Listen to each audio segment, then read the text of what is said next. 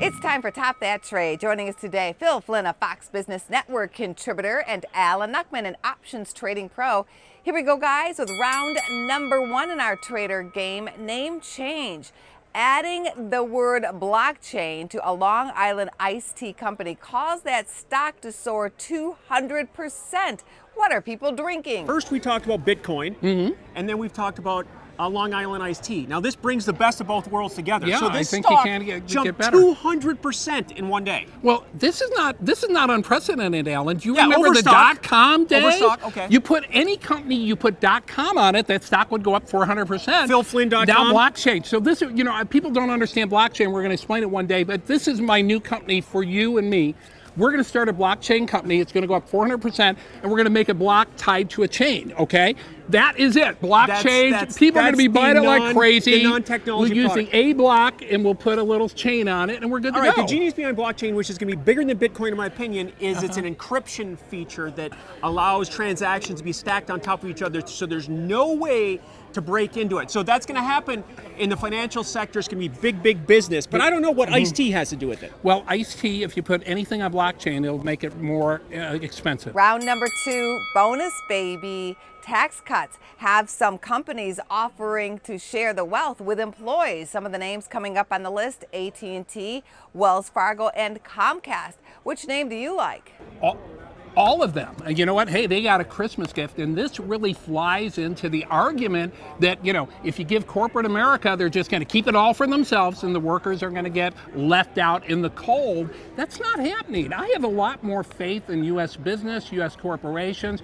They're not all greedy. Faith is a good thing. That is a good thing. My commentary here is about time. So if you delve into the numbers a little bit here, some of these companies, a lot of them are banks. Financials made $171 billion in profit last year. Profit!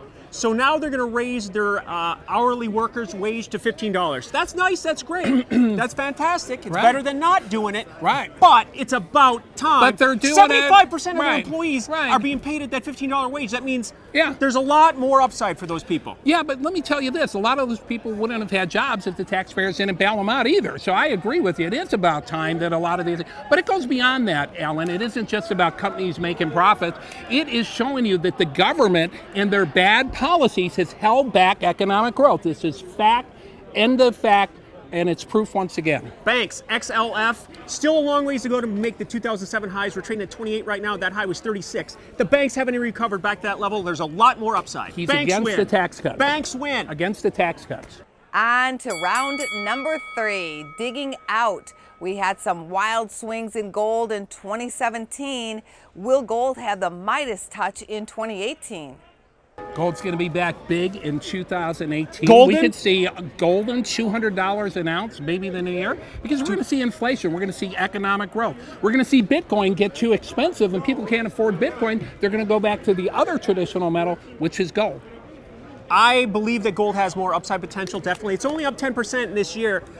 So I'm looking for the dollar to continue to go down. The euro currency breaking above 120 sends us to 125. That sends the dollar down. That supports gold. Gold's going back above 1,300, making a push at 1,350.